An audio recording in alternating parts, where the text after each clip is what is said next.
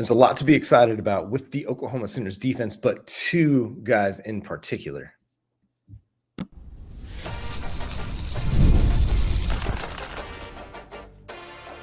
You are Locked On Sooners, your daily podcast on the Oklahoma Sooners. Part of the Locked On Podcast Network, your team every day.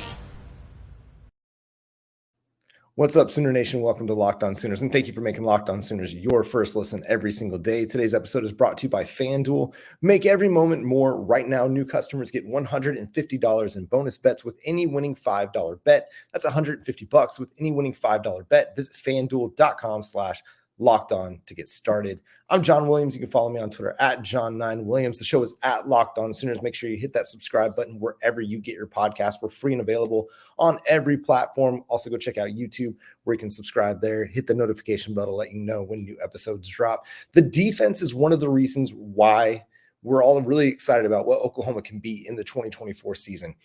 They got a lot of guys coming back. Two of the guys that I think are kind of getting slept on a little bit, and maybe aren't getting slept on in certain circles, but two of the guys that are the biggest reasons why we're excited about this defense are Danny Stutsman and Billy Bowman. Two guys that could have gone to the NFL, top 100 draft picks, probably at least, top 4 rounds, I'd imagine. A lot of it just depends on how teams value different positions and things like that. But getting those two guys back was huge for the Oklahoma Sooners.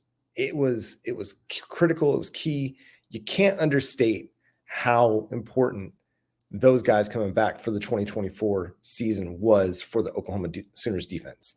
Is there talent behind them on the depth chart? 100% there is. We're all really, really excited about what the linebacker depth chart looks like with Kobe McKenzie and Kip Lewis and Jaren Kanak and Lewis Carter and Samuel Omasigo and Phil Picciotti. It looks really, really good. We're all really, really excited about the safety depth chart behind Billy Bowman with Robert Spears-Jennings and Peyton Bowen and Reggie Powers and Jaden Hardy and Michael Patterson-McDonald and Michael Big Hit Boganowski. It's a really, really good depth chart up the middle of the Sooners defense. At the same time, there's just not a whole lot of experience coming with that right now. That experience is happening. Guys like Robert Spears-Jennings got more experience last year than he did in the 2022 season. Peyton Bowen got a lot of experience as a true freshman. You're going to see guys like Reggie Powers and Michael Boganowski and Jaden Hardy mix into the safety rotation at times throughout the 2024 season as they get ready to take on bigger roles in 2025. At the linebacker role, you saw, Jaren Kanak and Kip Lewis start a bunch of games for Oklahoma last year. Kobe McKenzie got a lot of snaps as a rotational linebacker. You're going to see guys like Lewis Carter and Samuel Omasigo get more opportunities this year as well. So the depth chart, that experience is coming, but getting Stutsman, getting Bowman back is huge for a lot of reasons, that experience being one of them. So down in Destin, Florida, Brent Venables met with members of the media. George Stoya, Sooner Scoop, and On3 spoke with them at length and talked with Venables about why Stutsman and Bowman coming back was so huge for the Sooners defense. And kind of what it came down to was these guys are Brent Venables guys. I know that they weren't recruited by Brent Venables. They didn't commit to Oklahoma, sign with Oklahoma during the Brent Venables tenure, but they've got the mentality that Brent Venables has. They've got the I want to get better every single day mentality. It's a great piece over on Sooner Scoop at On3. Go check it out. I don't want to give it away completely, but George writes a great article and just kind of helps outline, and Brent Venables quotes on there just talk about, Danny Stutsman's hunger to get better all the time.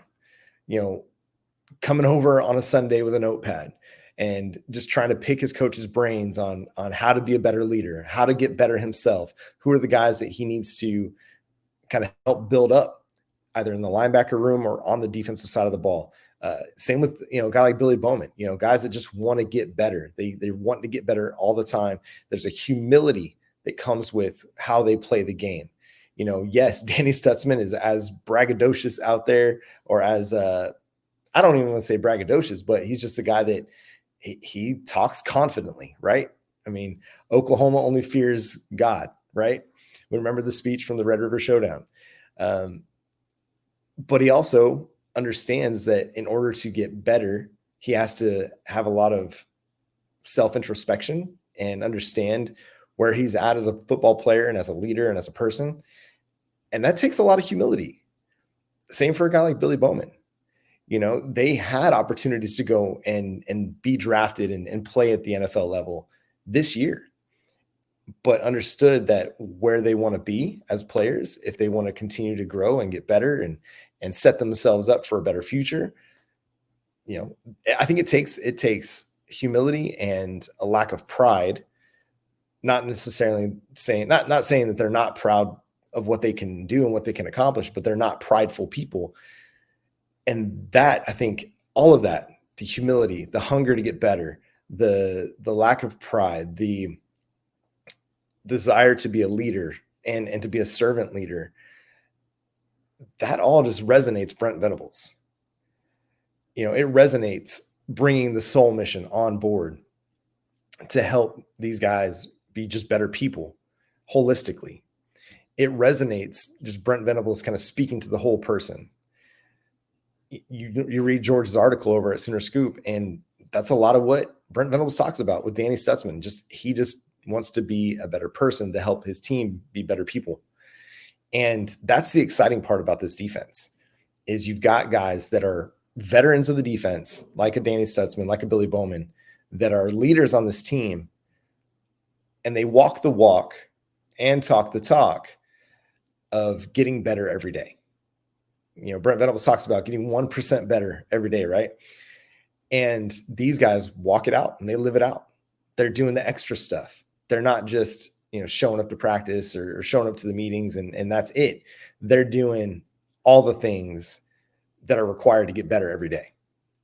And when you have that at the front and you have those guys leading the way for your defense, the article doesn't talk about it, but I'm sure Woody Washington is another one of those guys, a dude that, probably had opportunities because he's a versatile defensive back, could play a lot of different positions, but decided to come back. And he's been told the coaching staff, hey, I'm willing to do whatever it takes to get on the field and to play and to help our defense be better and to be, a better team.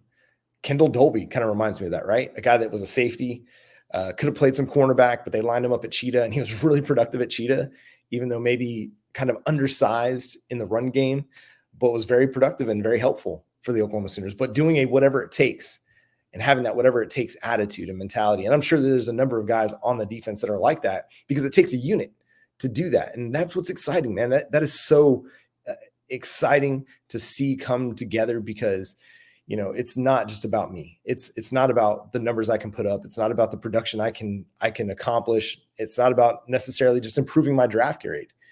Is there some of that involved? Sure. But I'm sure there's a lot of it that comes back to, hey, we got unfinished business. And I want to go ride with my brothers on my team through the SEC one time when it comes to Danny Stutsman and Billy Bowman and Woody Washington and Dejon Terry.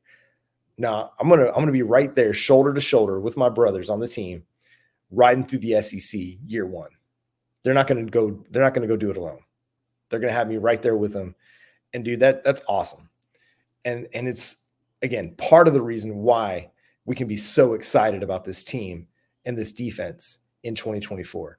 Am I speaking maybe optimistically? Sure. That's kind of the nature of who I am. I'm an optimist at nature, at heart. But there's enough talent on the defensive side of the ball, and there's enough leadership and self-awareness on the defensive side of the ball that can make you believe that this defense is going to be something special this year. Cannot wait to see how this is going to play out. Brent Venables had another great comment about just Oklahoma not sneaking up on anybody. And I think we've talked about it and touched on that at different times, but let's explore that a little bit more coming up next on Locked On Sooners. If you're trying to get tickets to the latest events, you got to go to Gametime. Gametime makes it easier to get NBA Finals tickets even faster and easier. Prices on the Gametime app actually go down the closer it gets to tip-off or first pitch, whatever you're looking for. They got that last-minute, last-second deal, killer prices, all-in prices, view from your seats, and the lowest price guarantee.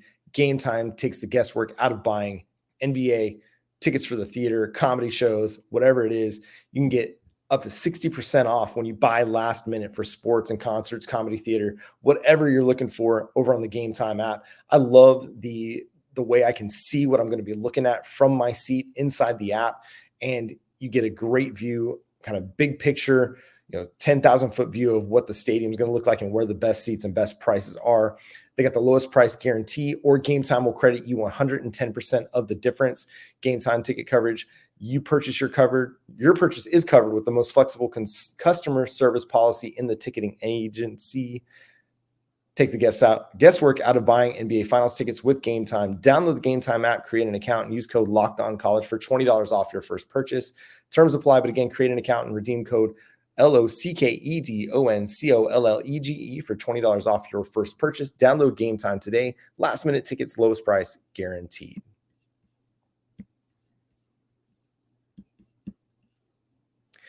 So there's been so much talk about what Oklahoma's schedule looks like going into the SEC. It's tough. There's no doubt about it. Joe Castiglione, when addressing the schedule, hey, he's like, we were seeking that. We were seeking marquee matchups week to week. And that's what the Oklahoma Sooners are getting. From their first SEC game against Tennessee at home in Norman to the last game of the season against LSU on the road in Baton Rouge, the Oklahoma Sooners schedule is full of matchups that are going to make people take notice, that are going to move the needle on a weekly basis. That's super exciting. I mean, you go to Auburn, you go to Oxford, you go to Columbia, which could potentially be a top 10 matchup. That game against Alabama could potentially be a top 10 matchup. So you might have 3 top 10 matchups over the final 4 or 5 weeks of the season. And that's pretty dope. That's going to be really, really exciting. The other part about this, though, is that Oklahoma is on the other side of the coin for those SEC teams. Will some of these games be tough for Oklahoma? 100%. There's no doubt about it.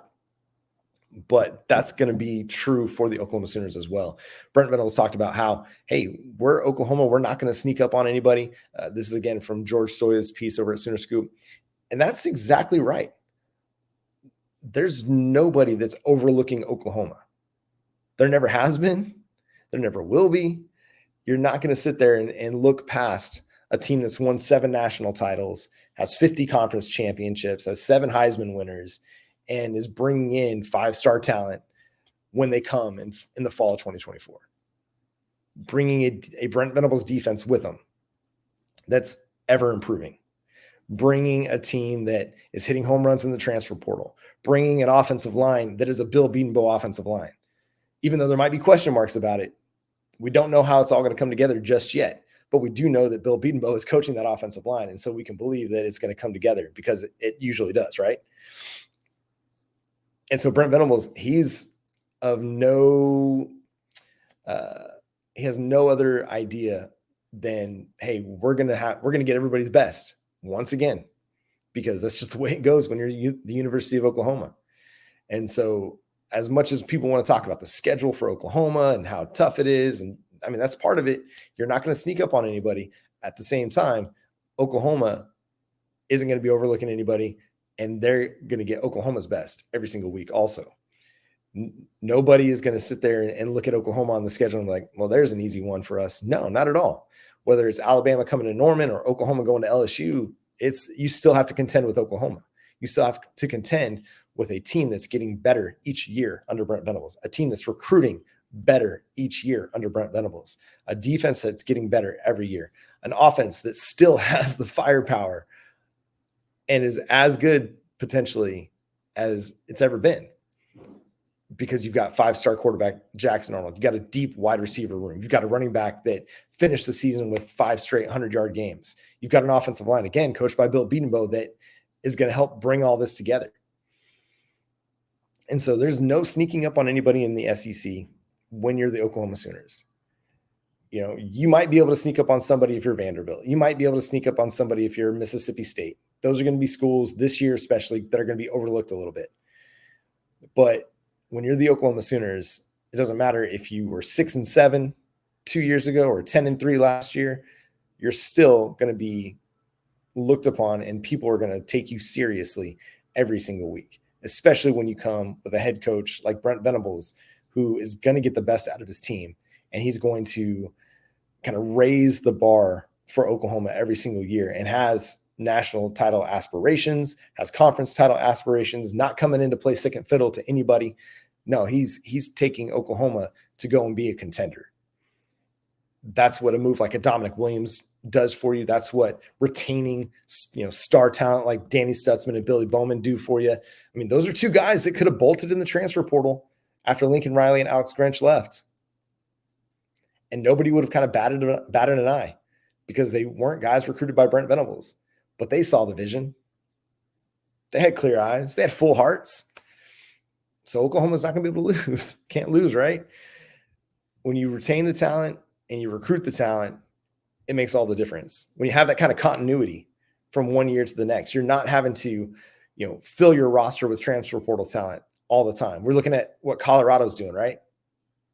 Colorado each offseason, aside from, a few star players like, Shadur Sanders and Travis Hunter and a few others, they're having to turn over a big part of their roster every offseason.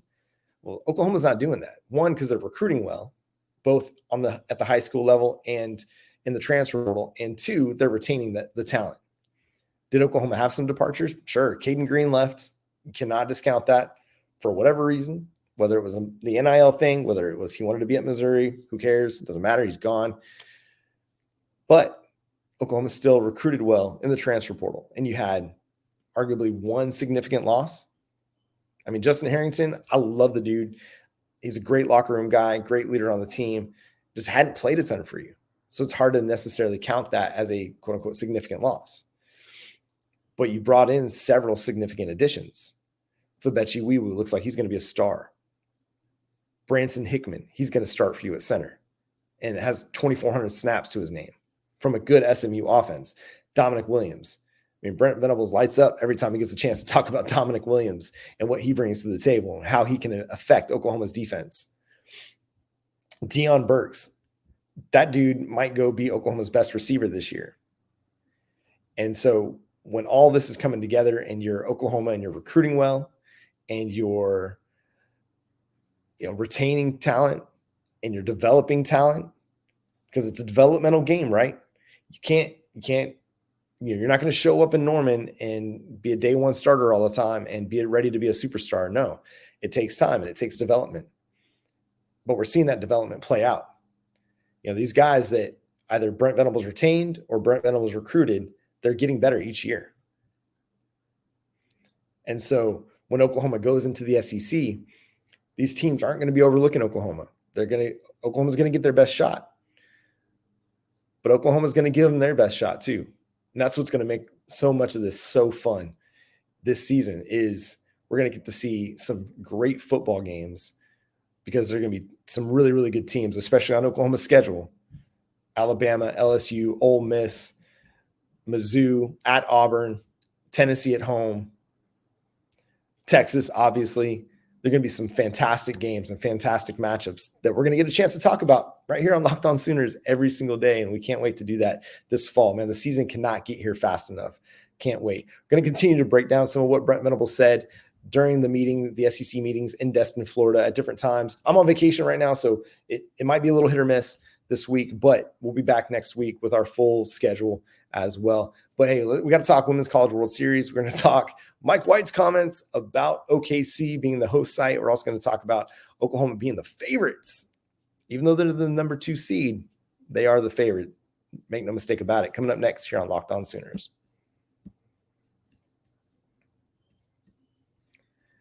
It's winner take all time in the NBA and NHL. We got Western Conference, Eastern Conference finals going on, and FanDuel giving you a shot to bring home a big win of your own. Right now, new customers get $150 in bonus bets with any winning $5 bet. That's $150 on bet to bet on spreads, money lines, player props, and more.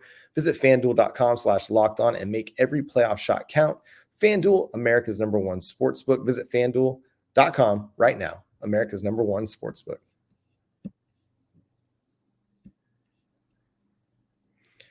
So the Oklahoma Sooners softball program begins their national title defense in Oklahoma City taking on the Duke Blue Devils, which will be a great matchup. The Duke Blue Devils come in as the number 10 seed in the tournament, which, you look around the softball world and many thought that was a bit underseeded. Probably should have been a national seed because they won the ACC and they're number 3 in RPI this year. So how they ended up as a number 10 is kind of surprising, but this is a team that brings great talent. They've got multiple first-team All-Americans, including Jala Wright, who's a fantastic starter that will likely start this game against the Oklahoma Sooners. And Oklahoma is used to, seeing top-line pitching, whether it's, Lexi Kilfoyle from Oklahoma State or Nija Kennedy at Stanford. This is a team used to seeing the best pitchers on a regular basis. So it's going to be a great matchup, on Thursday, 1:30 p.m. Central Time in Oklahoma City. The winner of that game will take on the winner of UCLA and Alabama, which, hey, that's no easy slate either. Alabama may not be the highest rated team. They may not have the best statistics, but they're a tough team. They're well coached as well. And UCLA, man, they've been rolling since kind of their early season slump. But you look over at FanDuel and, man, Oklahoma right now is the favorite, odds-on favorite to win all of it. I think they're coming at minus 140 right now over at FanDuel Sportsbook. So it's a team that, despite not being the number 1 seed in the tournament, they look like a team that can go win it all. They've been playing really, really well since facing Oklahoma State. They're minus 170 according to FanDuel. And this is a team that has been playing their best softball at the right time. They've been streaking. They're on a 9-game winning streak right now and outscoring their opponents by a bunch of runs. They're holding their opponents to 2 runs or less in that 9-game winning streak set. They've held them 7 times to 2 runs or less. They themselves have scored 6 runs or more in 6 of those games. So you're looking at this Oklahoma Sooners team and, okay, maybe they didn't look like the team that we expected them to look like at different points during the season. But right now, this looks like the team that is going to go potentially win it all. And why would you doubt them? They've won 3 straight national titles. They bring back a ton of leadership, a ton of experience. Is the pitching what it was last year? No, but I think it's as good as it was in 2022 and 2021. I think it's as good as that, which was good enough to win in 21 and 22. And so if they can go and they can get some timely hitting and continue to be aggressive at the plate like they have been, I think they have a great shot to go win it all. Now, to Mike White's comments about the Women's College World Series rotating, first of all, let's do this. The College World Series doesn't rotate out of Omaha, Nebraska. It's been Omaha, Nebraska as long as I can remember, and doesn't have any intention of leaving Omaha anytime soon. Number 2, Oklahoma City has a contract with the NCAA for the Women's College World Series through 2034. So when he says it's probably not going to happen during my coaching tenure, probably not. You might be retired and gone by the time it moves out of Oklahoma City, if it ever moves. Number 3, Oklahoma City has invested in softball. Before softball became popular on a national scale, before we started seeing attendance records being set across the country, Oklahoma City was investing in softball. That's why USA Softball moved their headquarters from the East Coast to Oklahoma City, because Oklahoma is a softball state. Oklahoma City was willing to put it together and invest, and they continue to do so. They made improvements on a number, like every so often, they're making big improvements. I think it was back in 2020 or 2021 that the stadium underwent an overhaul, and they added capacity to it. And so now we're seeing games where it's 13, 14, 15,000 at the stadium, creating a big-time championship-like environment.